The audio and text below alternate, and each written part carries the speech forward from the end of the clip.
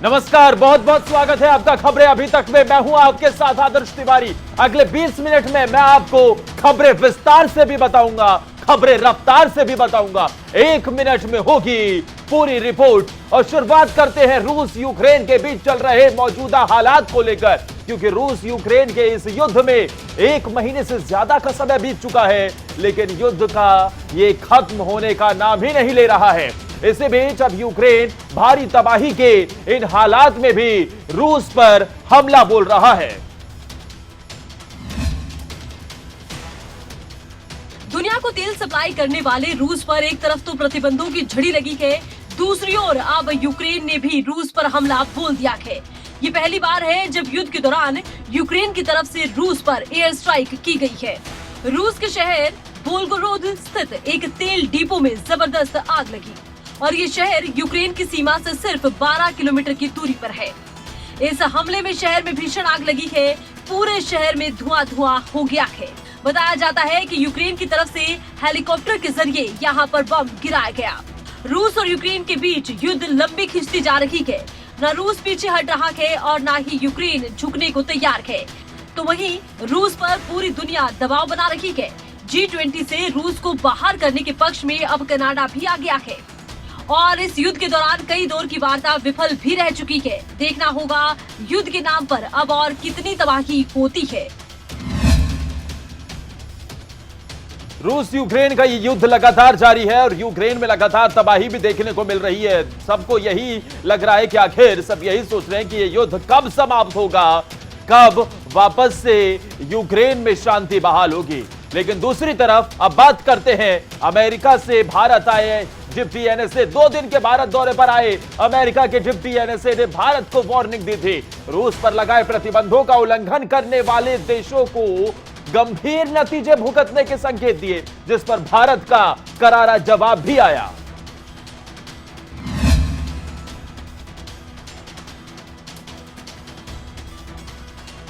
America के deputy NSA ने भारत को इशारों में कई बातें कह दी। उन्होंने कहा कि अमेरिका नहीं चाहेगा कि भारत के ऊर्जा और दूसरी चीजों के आयात में रूस की हिस्सेदारी बढ़े। अमेरिकी डिप्टी एनएसए ने यहीं पर नहीं रुके। उन्होंने ये तक कह दिया कि भारत को इस बात की उम्मीद भी नहीं करनी चाहिए कि अगर चीन ने कभी एलएसी पर उल्लंघन किया तो रूस उसके बचाव में आएगा। यूक्रेन के खिलाफ जंग शुरू करने के बाद रूस पर लगे अमेरिकी प्रतिबंधों को तय करने में दलीप सिंह की अहम भूमिका बताई जा रही है। जब रूस के विदेश मंत्री सर्गेई लावरोव भी गुरुवार को 2 दिन के भारत दौरे पर पहुंचे, अमेरिकी डिप्टी एनएसए के इस बयान पर अब तनातनी शुरू हो गई है।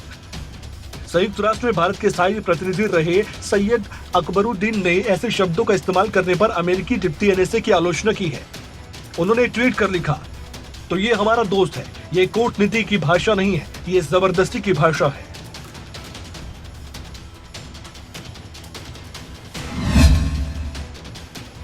अमेरिका लगातार इस बात की धमकी दे रहा है कि रूस के साथ खड़े होने वाले देशों के साथ उन्हें भी प्रतिबंधों का सामना करना पड़ेगा। लेकिन इन सब के बीच रूस के विदेश मंत्री भारत दौरे पर भी हैं। हालांकि पड़ोसी मुल्क पाकिस्तान, अब आपको बताते हैं कि वहां क्या हालात है, क्योंकि पाकिस्तान के प्रधानमंत्री का सियासी अंत काफी नजदीक आ चुका है। वो एक मजबूत विपक्ष के अविश्वास प्रस्ताव का सामना कर रहे हैं। उन्होंने विपक्ष के इस प्रस्ताव को वापस लेने की अपील भी की है। पाकिस्तान के प्रधानमंत्री इमरान खान ने गुरुवार को राष्ट्र के नाम संबोधन किया। उन्होंने अपने संबोधन के दौरान कहा कि पाकिस्तान के लिए आज फैसले की घड़ी है। इमरान ने संबोधन के दौरान कहा कि पाकिस्तान मुझसे सिर्फ 5 साल बड़ा है, हम यहाँ की पहली जनरेशन है। इमरान ने इस दौरान कहा कि पाकिस्तान का फैसला रविवार को होगा, संसद में वोटिंग होगी और तय होगा कि पाकिस्तान की सत्ता में कौन काबिज होगा। लेकिन जो लोग ये कह रहे हैं कि इमरान इस्तीफा देगा, वो ये जान ले कि इमरान आखिरी बॉल तक मैदान पर डटा रहेगा और डटा रहा भी है। 9/11 में कोई पाकिस्तानी मुलव्वस नहीं था। हमें क्या ज़रूरत है कि हम अपने मुल्क को किसी की जंग में ले जाएं? हम उनकी मदद करें। अगर उनके मुल्क में दहशतगर्दी हुई है, हम दहशतगर्दी के खिलाफ है, उनकी मदद करनी चाहिए। लेकिन क्या इसका मतलब ये है कि हम पाकिस्तानियों को कुर्बान कर दें किसी की जंग में?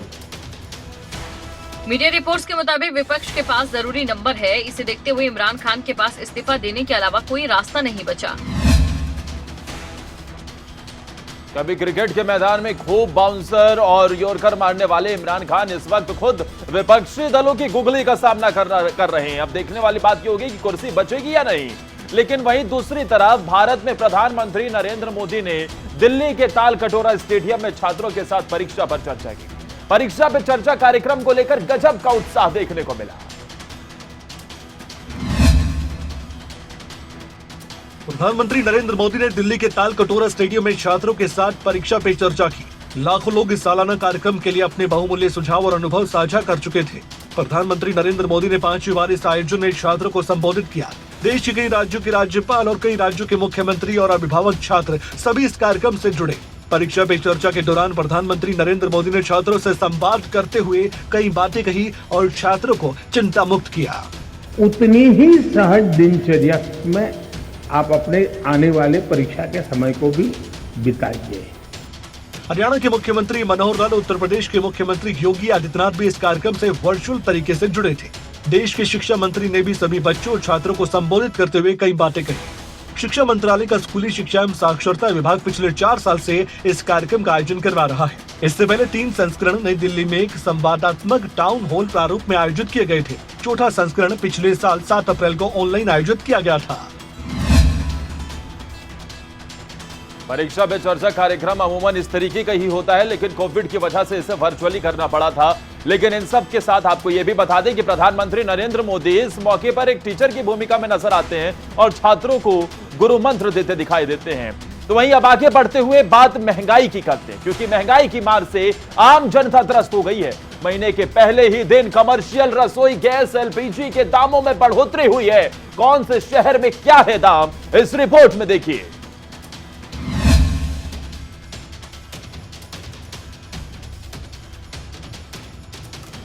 महंगाई की मार झेल रही जनता को एक और झटका लगा है। महीने के पहले ही दिन कमर्शियल रसोई गैस एलपीजी के दाम बढ़ाए गए। दिल्ली, मुंबई समेत कई शहरों में कमर्शियल सिलेंडर के दाम में बढ़ोतरी का ऐलान किया गया। कमर्शियल सिलेंडर के दाम में एक झटके से 250 रुपए की बढ़ोतरी की गई। 250 रुपए बढ़ाए जाने के बाद दिल्ली में 19 किलो वाले कमर्शियल सिलेंडर के दाम 2003 रुपए से बढ़कर 2253 हो गए। 1 अप्रैल से नया वित्त वर्ष शुरू हो चुका है। अप्रैल महीने की पहली तारीख को ऑयल मार्केटिंग कंपनियों ने एलपीजी सिलेंडर के भाव में बढ़ोतरी की है। हालांकि घरेलू गैस सिलेंडर के दाम में कोई बदलाव नहीं किया गया। 19 किलो वाला कमर्शियल एलपीजी सिलेंडर महंगा हुआ। कमर्शियल एलपीजी गैस सिलेंडर के दाम 250 रुपए बढ़े। दिल्ली में 2003 से बढ़कर 2253 रुपए। कोलकाता में 2087 रुपए के बजाय 2351 रुपए। मुंबई में 1955 की जगह 2205 रुपए। चेन्नई में 2138 रुपए के बजाय 2406 रुपए। अप्रैल शुरू हो गया है, लेकिन महंगाई का झटका लगातार आम आदमी को लग रहा है। अब कमर्शियल सिलेंडर के दाम बढ़ने से कहीं ना कहीं आगे आने वाले दिनों में रेस्टोरेंट और बाकी जगहों के रेट भी बढ़ सकते हैं। अब आगे बढ़ते हुए बात करते हैं महाराष्ट्र की, जहां पर कोरोना से जुड़ी सभी पाबंदियां खत्म कर दी गई हैं। महाराष्ट्र सरकार ने कैबिनेट की बैठक के बाद इसका फैसला लिया है। देश में कोरोना की तीसरी लहर का कहर थमने के बाद ज्यादातर राज्यों में सभी पाबंदियों को खत्म कर दिया गया है। इसी कड़ी में महाराष्ट्र में भी कोरोना से जुड़ी सभी पाबंदियां खत्म कर दी गई। महाराष्ट्र सरकार ने कैबिनेट की बैठक में इसका फैसला लिया। महाराष्ट्र की उद्धव ठाकरे सरकार ने गुड़ी पड़वा और रामनवमी त्योहार को लेकर कोई खास प्रतिबंध भी नहीं लगाने का फैसला किया है। सरकार ने मास्क को लेकर भी अहम फैसला लिया। महाराष्ट्र में अब मास्क पहनना वैकल्पिक हो जाएगा, यानी मास्क न पहनने पर कोई चालान नहीं किया जाएगा। स्वास्थ्य मंत्री राजेश टोपे ने इस बात की जानकारी दी। कहा कि 2 अप्रैल से राज्य में कोरोना से जुड़ी सभी पाबंदियां हटा दी जाएगी। बता दें कि सरकार की तरफ से लिए गए फैसले के मुताबिक राज्य में मास्क पहनना अनिवार्य नहीं, लेकिन लोगों को भीड़भाड़ में मास्क पहनने की सलाह दी गई है। बिनधास्तपणे लोकांनी वागावं किंवा वावरावं। एक नक्कीच आहे की काळजी घेतलीच पाहिजे आणि त्यासाठी जरी ही इंग्लिशमध्ये मॅन्डेटरी म्हणजे अनिवार्य असा नाही, परंतु ऐच्छिक जरूर आहे। कोविड के मामले जिस तरीके से लगातार घट रहे हैं और कोविड के अब कुछ चुनिंदा केसेस निकलकर सामने आ रहे हैं, इसको देखते हुए महाराष्ट्र के साथ साथ कई और राज्यों ने इस तरीके से कदम उठाए हैं। दिल्ली में भी अब कोविड पाबंदियों को खत्म कर दिया गया है। तो वहीं अब आगे बढ़ते हुए 1 मिनट में आपको बताते हैं कि आखिर चंडीगढ़ के मसले पर क्या बवाल मचा हुआ है, क्योंकि पंजाब के मुख्यमंत्री भगवंत मान ने चंडीगढ़ पंजाब को देने का प्रस्ताव पेश किया, जिस पर अकाली दल ने समर्थन किया है।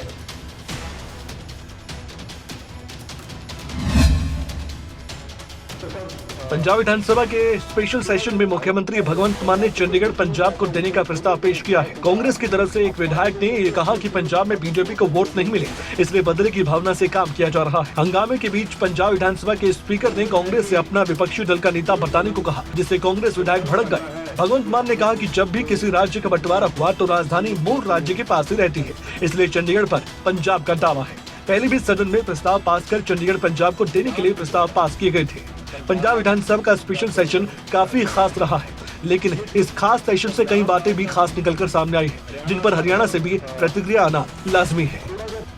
ਇਹ ਸਦਨ ਸਾਡੇ ਸੰਵਿਧਾਨ ਵਿੱਚ ਦਰਜ ਸੰਘਵਾਦ ਦੇ ਸਿਧਾਂਤਾਂ ਨੂੰ ਸਤਿਕਾਰ ਦੇਣ ਲਈ ਰਾਜ ਸਰਕਾਰ ਨੂੰ ਸਿਫਾਰਿਸ਼ ਕਰਦਾ ਹੈ ਕਿ ਕੇਂਦਰੀ ਸਰਕਾਰ ਨੂੰ ਬੇਨਤੀ ਕਰੇ ਉਹ ਅਜਿਹਾ ਕੋਈ ਵੀ ਕਦਮ ਨਾ ਚੁੱਕੇ ਜਿਸ ਨਾਲ ਚੰਡੀਗੜ੍ਹ ਪ੍ਰਸ਼ਾਸਨ BBMB ਵਰਗੀਆਂ ਹੋਰ ਸਾਂਝੀਆਂ ਸੰਮਤੀਆਂ ਦੇ ਸੰਤੁਲਨ ਦੇ ਵਿੱਚ ਵਿਘਨ ਪਵੇ। हालांकि चंडीगढ़ एक केंद्र शासित प्रदेश है और साथ ही पंजाब और हरियाणा की राजधानी है। ऐसे में पंजाब की तरफ से जो दावा किया गया है उसको लेकर अब हरियाणा में भी लगातार कई तरीके के सवाल खड़े हो रहे हैं। हरियाणा के मुख्यमंत्री मनोहर लाल खट्टर की तरफ से भी ये साफ कह दिया गया है कि कहीं ना कहीं ये किसी भी एक राज्य का हक नहीं है, इसे लेकर ये दोनों ही राज्यों का हक है।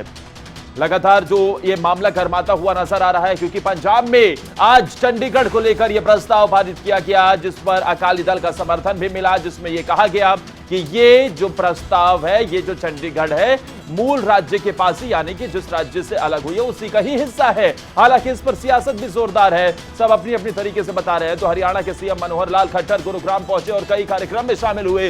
इस मौके पर चंडीगढ़ के मसले पर उन्होंने राज्य सरकार का पक्ष रखा है, दिखाते हैं आपको।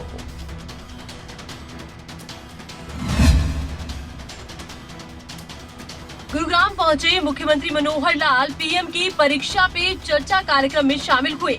इस मौके पर कई योजनाओं का उद्घाटन और शिलान्यास किया गया। सीएम ने Huda city centre metro station के पास फुट ओवर ब्रिज, अंडरपास और फ्लाईओवर का उद्घाटन किया, तो साथ ही सेक्टर 111 से 115 में जल आपूर्ति वितरण प्रणाली का भी उद्घाटन किया गया। इस मौके पर सीएम ने ग्लोबल सिटी विकसित करने के मसले पर भी जानकारी दी।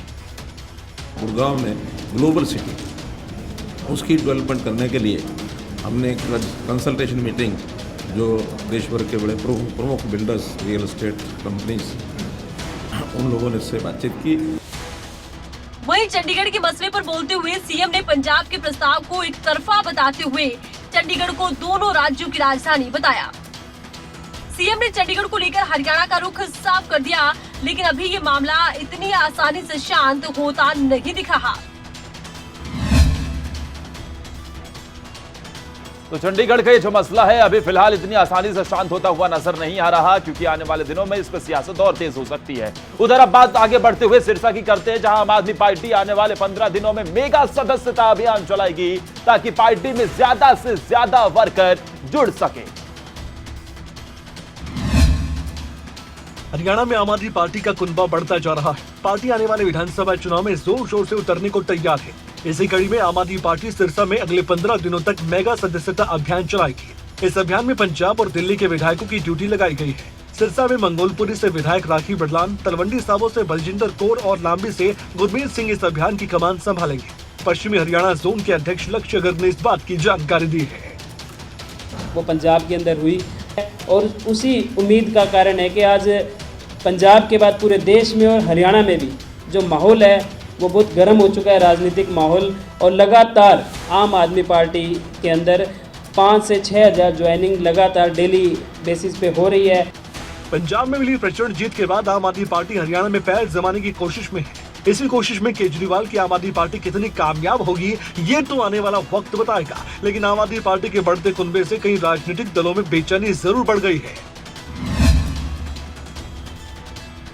पंजाब में आम आदमी पार्टी की बम्पर जीत के बाद अब आम आदमी पार्टी की नजर हिमाचल और हरियाणा पर है। हालांकि हरियाणा में अभी आम आदमी पार्टी के पास बहुत वक्त है अपने आप को मजबूत करने के लिए, लेकिन देखने वाली बात यह होगी कि क्या इससे बाकी दलों को परेशानी होगी या फिर आम आदमी पार्टी कुछ कमाल नहीं दिखा पाएगी। आने वाला वक्त बताएगा। अब आगे बढ़ते हैं, बात पानीपत की करते हैं, जहां अनाज मंडी गेहूं खरीद के पहले दिन आड़ती और महिला मजदूरों के बीच विवाद हुआ। विवाद इस हद तक बढ़ गया कि महिला मजदूरों ने आड़ती की पिटाई तक कर डाली। उसके बाद क्या कुछ हुआ दिखाते हैं आपको इस रिपोर्ट में सिर्फ 1 मिनट में। पानीपत अनाज मंडी में भी प्रदेश की बाकी मंडियों की तरह गेहूं खरीद की प्रक्रिया चल रही थी, लेकिन इस बीच अनाज मंडी की महिला मजदूरों और एक आड़ती के बीच गेहूं की चुंगी को लेकर विवाद हो गया। दोनों पक्षों के बीच विवाद इस कदर बढ़ गया कि एक महिला मजदूर ने आड़ती को थप्पड़ तक जड़ दिया। इस घटना के बाद गुस्साए मंडी के आड़तियों ने फैसला किया कि अब मंडी में महिला मजदूरों को काम नहीं दिया जाएगा। अन्य मंडी में काम करना चाहिए। हाँ। ठीक है, हमारे बच्चे बड़े बूढ़े सब भूखे मरेंगे जो हम मंडी में नहीं काम करेंगे। हम जुआनी में आए थे, हम बूढ़े हो गए, कोई विकलांग है, कोई कुछ है, हम कहाँ जावे जिन्हों बताओ। तो अब काम क्यों नहीं मिल रहा? फिर क्या काम क्यों नहीं मिला? ये एकता हो रही जी सबकी। क्या कह रहे हैं? चोरी करे, कुर्सी चोरी करे जी। हम कोई काम नहीं करते, फैक्ट्री हमने कोई लगाता, हम छच्छा भी न झाड़ू पोछा करे जी, ना हमारी कोई सुनाई करता, ना हमारा कोई काम दे रहा है। फैक्ट्री में कौन लगाओगा? अभी बात आड़ती एसोसिएशन ने तो महिला मजदूरों से काम करवाने से साफ मना कर दिया है। आड़तियों ने महिला मजदूरों पर कई आरोप भी लगाए। इन सब के बीच अब सवाल यही कि क्या अब पानीपत मंडी में महिला मजदूर काम नहीं कर पाएंगी? आपको बता दें, गेहूं की सरकारी खरीद शुरू हो गई है, लेकिन इन सब के बीच इस तरीके का विवाद निकलकर सामने आता है जो हैरान कर देता है। हालांकि इसमें जिस तरीके से थप्पड़ जड़ा गया वो कहीं ना कहीं गलत है, क्योंकि कानून को अपने हाथ में लेने किसी के पास भी हक नहीं है। तो वहीं पंजाब सरकार ने पंजाब विधानसभा में चंडीगढ़ को पंजाब में शामिल करने का प्रस्ताव पेश किया, तो इस पूरे मामले पर सियासत गर्मा गई है।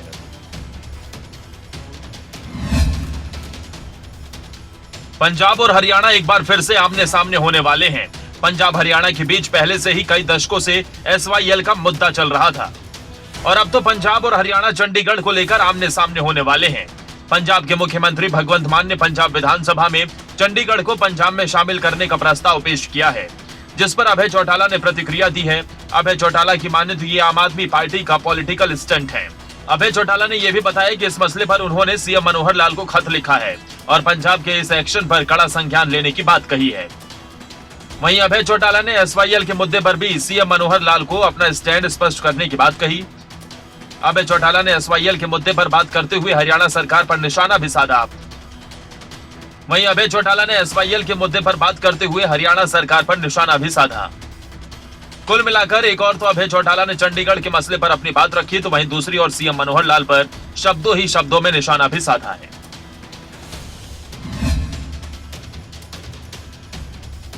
पंजाब में जिस तरीके से विधानसभा में ये प्रस्ताव पारित किया, उसके बाद से ये इस मसले पर कहीं ना कहीं सियासत हरियाणा में होती हुई खूब नजर आ रही है। अभय चौटाला सरकार पर निशाना साध रहे हैं, तो सरकार की तरफ से साफ तौर पर कहा गया है कि ये दोनों ही राज्यों की राजधानी है और दोनों का ही इस पर हक है।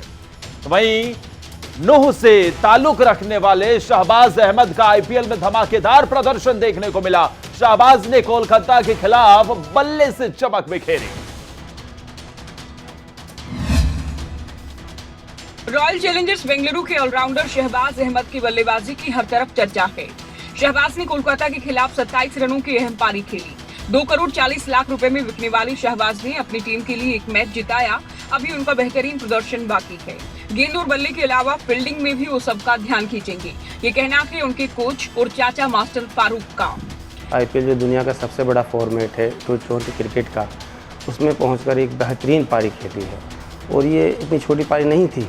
इसमें उन्होंने 20 गेंदों पर 27 रन बनाए, 3 छक्के मारे, और हमें लगता है कि बहुत जल्द इस तरह से और अगर अच्छा खेलेंगे तो भारत के दरवाजे क्रिकेट टीम के उनके लिए खुल जाएंगे।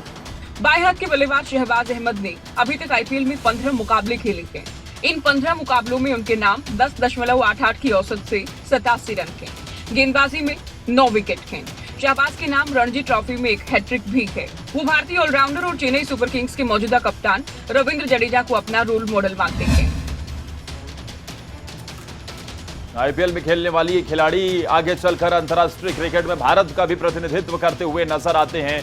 कई ऐसे खिलाड़ी हैं जिन्हें मौका मिलता है उनके परफॉर्मेंस के बेस पर, और ऐसे में छोटे से गांव से निकलकर IPL में खेलना, अपनी टीम का नाम रोशन कर रहे गर्व की बात है। अब आगे बढ़ते हैं, बात करते हैं कैथल की, जहां 8 साल के बच्चे की हर तरफ चर्चा है। मां ने जहर खाया तो बच्चे ने तुरंत डायल कर दिया 112। आगे क्या हुआ 1 मिनट में दिखाते हैं आपको। हरियाणा पुलिस सेवा सुरक्षा सहयोग के लिए जानी जाती है और जब ये स्लोगन सही मायनों में चरितार्थ होता है तो कहीं न कहीं पुलिस के प्रति लोगों के मन में एक सम्मान की भावना होती है। ऐसा ही वाकया कैथल से सामने आया है, जहां पर 8 साल के बच्चे ने 112 पर कॉल किया और पुलिस कर्मचारियों ने महज 9 मिनट में मौके पर पहुंचकर एक महिला की जान बचाई, जिसके लिए पुलिस कप्तान मकसूद अहमद ने पुलिस कर्मचारी और 8 साल के बहादुर बच्चे को सम्मानित भी किया। बच्चे को और उसकी माता को भी आज यहाँ बुलाया है कि उस बच्चे को हम इसमें सम्मानित करना चाहते हैं कि उन्होंने एक बहादुरी का परिचय दिया है कि इतनी कम उम्र में एक बालक ने इतनी सूझबूझ का परिचय देते हुए डायल 112 पे कॉल करके तुरंत बताया और अपनी माँ की जिंदगी बचाई। आंटी ने पूछा एड्रेस, तो मैंने एड्रेस दे दिया, तभी पुलिस की गाड़ी आ गई थी 9 मिनट में। इस 8 साल के बच्चे के अहम योगदान को नहीं भूला जा सकता, जिसने इतनी छोटी सी उम्र में सूझबूझ का परिचय देते हुए बहादुरी भरा कदम उठाया और अपनी मां की जान बचाई। कैथल में इस मासूम की बहादुरी की खूब चर्चा भी हुई है। एक छोटा सा मासूम बच्चा और उसने अपनी बहादुरी का परिचय दिया, अपनी सूझबूझ का परिचय दिया और अपनी मां की जिंदगी बचाई। अब आगे बढ़ते हैं, बात करते हैं सिरसा की, जहां सिरसा में कई लोगों पर प्राइवेसी से छेड़छाड़ की गई है। परिवार पहचान पत्र में एक व्यक्ति की पहचान बदली गई है। आखिर कैसे, किसने बदली, 1 मिनट में आपको दिखाते हैं। सिरसा में परिवार पहचान पत्र की साइट को हैक कर 80 लोगों के नाम डिलीट करने का एक मामला सामने आया। एक व्यक्ति की डिटेल बदल दी गई। एसपी अर्पित जैन ने बताया कि उन्हें शिकायत मिली थी कि परिवार पहचान पत्र के रिकॉर्ड में छेड़छाड़ कर एक व्यक्ति की डिटेल बदली गई है। वहीं 80 लोगों की आईडी को डिलीट किया गया। इस मामले में पुलिस ने एक व्यक्ति के खिलाफ एफआईआर दर्ज कर जांच शुरू कर दी। इसमें हमारी तरफ हमारे पास एक कंप्लेंट आई है कि जो परिवार पहचान पत्र है उसमें से 80 लोगों के नाम डिलीट किए गए हैं एक आईडी यूज़ करके, और एक व्यक्ति की जो है डिटेल्स चेंज की गई है। तो उसमें एक समर सोनी नाम का व्यक्ति है जिसके अगेंस्ट एफआईआर दर्ज हुई है और पुलिस उस पर कार्रवाई कर रही है, उस पर अभी अनुसंधान जारी है और जो भी इसमें आरोपी पाए गए तो उनके खिलाफ सख्त कार्रवाई की जाएगी। एसपी ने कहा कि इस मामले में सीएससी सेंटर वाले या फिर आम आदमी जो भी इस मामले में संलिप्त पाए जाते हैं उन पर कार्रवाई की जाएगी। हैकर्स के लिए बहुत आसान हो गया है कि किसी भी सरकारी वेबसाइट को हैक किया जाता है और फिर वहां से डेटा को डिलीट कर दिया जाता है। हालांकि इस और साइबर सिक्योरिटी की ओर हमें और ध्यान देने की जरूरत है, जिससे ये स्तंभ भी मजबूत हो सके। और इसी के साथ 1 मिनट पूरी रिपोर्ट में आज के लिए इतना ही। लगातार खबरों के लिए आप जुड़े रहिए खबरें अभी तक के साथ।